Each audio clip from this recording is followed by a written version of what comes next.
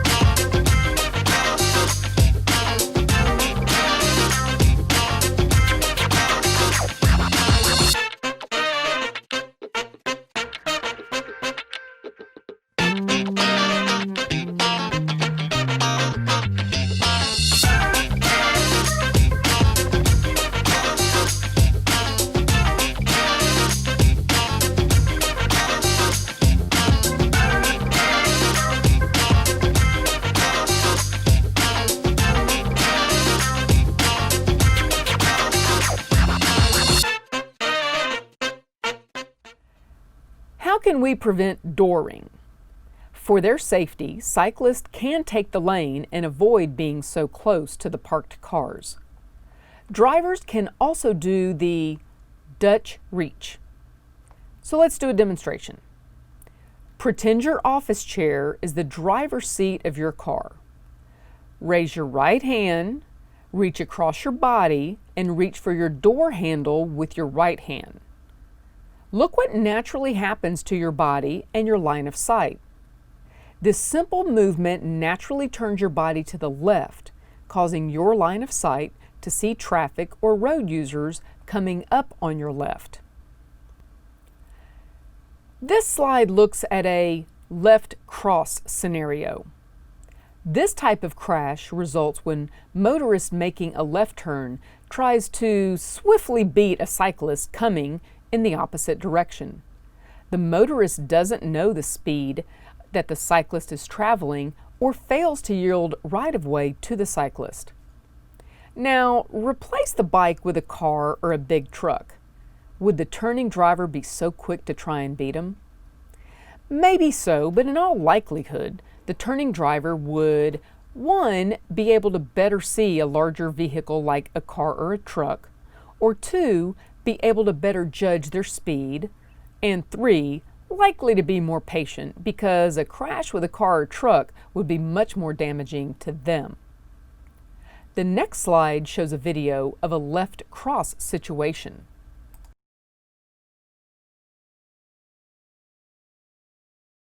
It's morning rush hour and I'm on Walnut Hill headed towards Inwood. I always take the lane on this road and my lane position is center or left of center. It's especially important this time of day when the sun makes it difficult for drivers behind to see me. I want to make sure that I'm far enough from the curb that I present a clean, visible silhouette. Notice too that the trees overhead sometimes hide me, the shadows. As I approach the intersection, you'll see a perfect storm for a left cross develop. First, I'm hidden by the shadow ahead, then a passing van screens me from the view of the driver making the turn. I see it happening and I'm ready for an evasive move. The driver starts his turn, yields, and I continue through the intersection. Let's watch it again in slow motion. Remember, the turning driver is looking for gaps in oncoming traffic. There's a car about 7 seconds behind me in the center lane, so he thinks he's got a good gap after this van. I'm hidden by the shadow, the van screens me, As the van clears the intersection, the driver begins to make his turn and then realizes that I'm here. I start a slight evasive move to the right, he yields, and I realize it's not necessary and clear the intersection. So what are the lessons here? Be prepared for crossing conflicts at intersections. Right hooks and left crosses are among the most common bicycle motorist crashes. Watch out for them. Be aware of the lighting conditions, visibility, your lane position, and how these factors are likely to influence other drivers. Be cautious, assertive, and predictable. Drive your bike as you would your car. When you do this, you're likely to be visible and predictable to other drivers. I wouldn't call this a close call, but it's about the closest call I've ever had. In my experience, when you ride smart, these moments are like Bigfoot sightings. They don't happen very often. How can you avoid a left cross? Slow down and make sure all traffic clears, including bicyclists, especially those cyclists that may be in the shadow of a vehicle. Another common crash is called a right hook. This occurs when a motorist and cyclist are approaching an intersection. Often a motorist tries to reach a stop before the cyclist, who is probably still in motion, and cuts off the cyclist by turning right. Cyclists may or may not be turning right or traveling straight. To avoid this type of crash, the motorist should slow down and keep the cyclist in view. The cyclist should be predictable by using appropriate hand signals to let the motorist know the cyclist's intentions. Again, vehicles should be patient, slow down, and not try to cut off cyclists. Remember, cyclists are vehicles and have a right to the road just like the cars. Often crashes like this are due to the impatience of drivers. On one of my training rides, I was legally riding in a marked bike lane when a pickup truck cut me off, turning right into a Wendy's parking lot. Luckily, I was able to quickly stop to avoid crashing into them, but was getting a hamburger and Frosty so important that they couldn't slow down and turn behind me? What was also especially frustrating was that there wasn't any traffic behind them. This video shows an example of a right hook.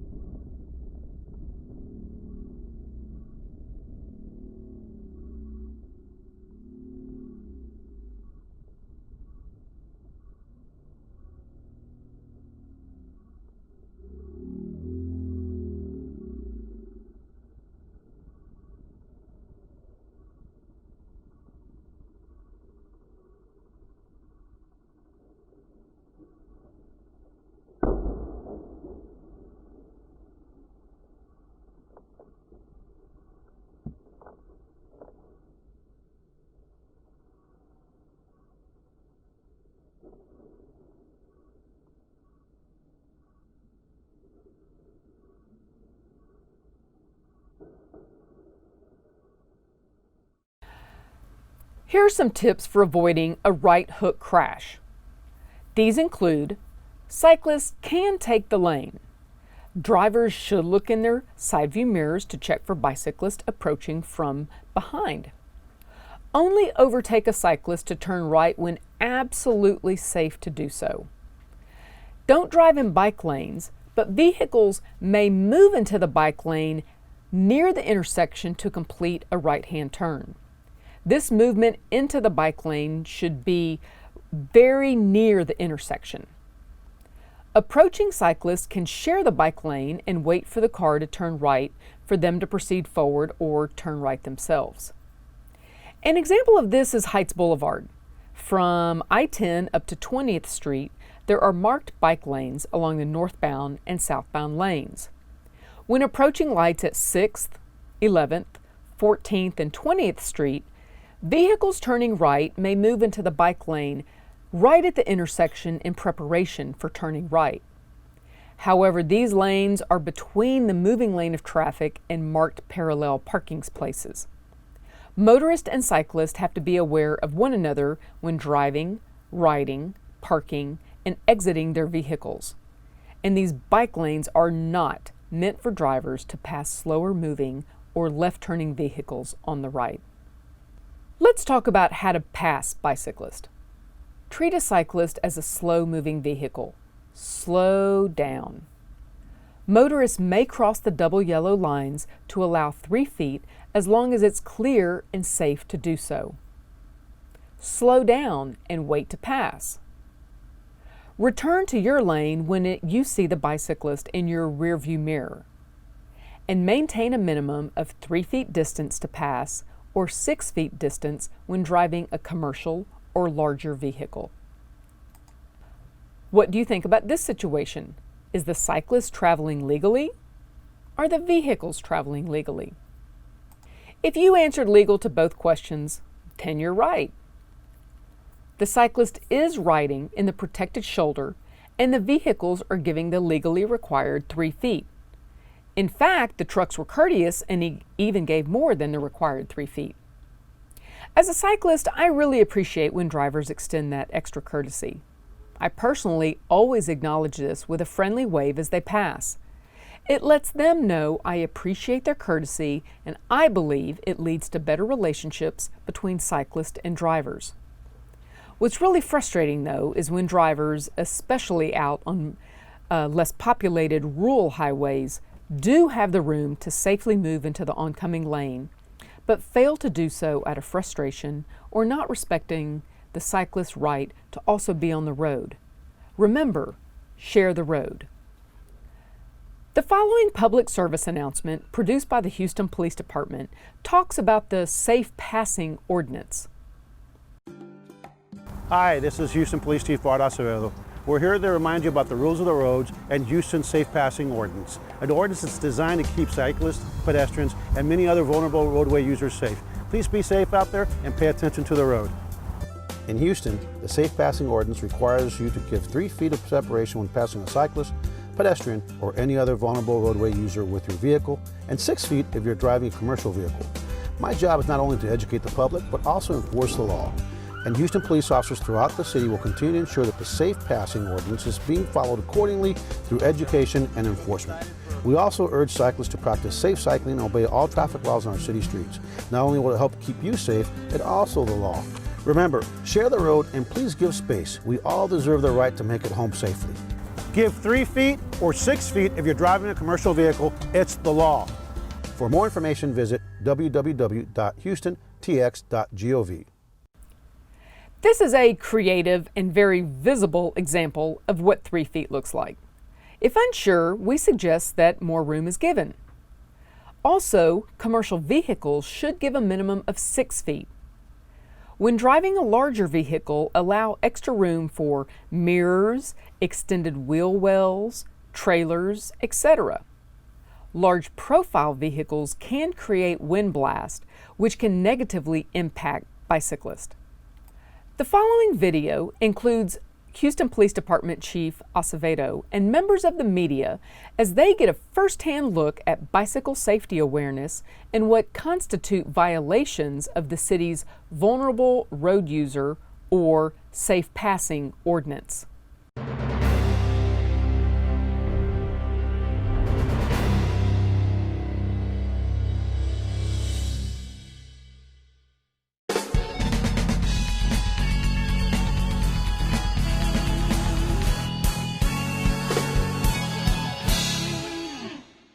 Vulnerable roadway user safety is really important to us because we know we have a very congested city, this huge metropolis, and unfortunately, we have a lot of people that die in our city. I want to first and foremost thank Officer Berry and Sergeant Pena for their leadership, and most importantly, for this program, where we utilize the C3FT, which is basically a radar unit that was developed in the city of Austin by a cycling enthusiast and actually been certified by the courts that will help us enforce the safe passing ordinance and the safe passing law here in this city. It's important for people to know that we have officers like Officer Barry that are going around our city in high bicycle corridors where we know there's a lot of bicycle traffic to make sure that we can enforce the law.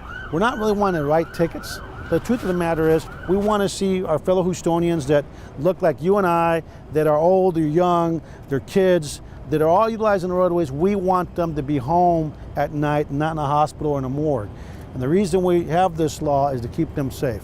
Unfortunately, people don't respect it. Some people think it's funny, and some people don't understand just how intimidating it is, even when they are obeying the law and providing the 3 feet. And what we're doing here today is providing the media an opportunity to experience what it's like to be on a bicycle when people zoom by you at a high rate of speed. And so our message to the community is clear. We care about the safety of our Houstonians, our fellow Houstonians that come from all walks of life. 2, let's be courteous, let's share the road, let's realize that the law requires you to provide 3 feet space when you're in a passenger vehicle, and if you're a commercial vehicle, it requires 6 feet of space. And to the cycling community, remember that life's about common sense and good judgment, and that courtesy is a two-way street. I urge our riders to be courteous, to be safe, to use some common sense, but most importantly, I urge the people that drive those cars that really are like tanks to understand that there's no such thing, or it's very rare for somebody to be hit on a bicycle and not end up seriously injured or dead. I want to thank Ghost Bikes Houston, who are the ones that donated this equipment to us. And I want to just tell you that if you look around here in this parking lot, you'll see that we have banners on the back of our police cars throughout the city, educating the community. And we have about 18 changeable message signs, electronic message across the city, letting people know that we are enforcing the law, that the law exists, but what we want is compliance, voluntary compliance, and what we want is safety. And so this is a reminder, especially in the summer months. And then when school starts here next month, a lot of them will be riding their bikes to school, to please be safe. And again, to Officer Beard and Sergeant Pena, thanks for your leadership. And you know what? The truth of the matter is the cycling community says we don't do enough, and the motoring public says we don't do enough, the cycling community. And the truth of the matter is we're equal opportunity citers. We cite the cycling community when they're wrong, and we cite the motoring community when they're wrong. But at the end of the day, we don't want to cite anybody if we all just follow the law. Hi, this is Houston Police Chief Art Acevedo. We're here to remind you about the rules of the roads and Houston's safe passing ordinance. An ordinance that's designed to keep cyclists, pedestrians, and many other vulnerable roadway users safe. Please be safe out there and pay attention to the road. In Houston, the safe passing ordinance requires you to give 3 feet of separation when passing a cyclist, pedestrian, or any other vulnerable roadway user with your vehicle, and 6 feet if you're driving a commercial vehicle. My job is not only to educate the public, but also enforce the law. And Houston police officers throughout the city will continue to ensure that the safe passing ordinance is being followed accordingly through education and enforcement. We also urge cyclists to practice safe cycling and obey all traffic laws on our city streets. Not only will it help keep you safe, it also the law. Remember, share the road and please give space. We all deserve the right to make it home safely. Give 3 feet or 6 feet if you're driving a commercial vehicle. It's the law. For more information, visit www.houstontx.gov.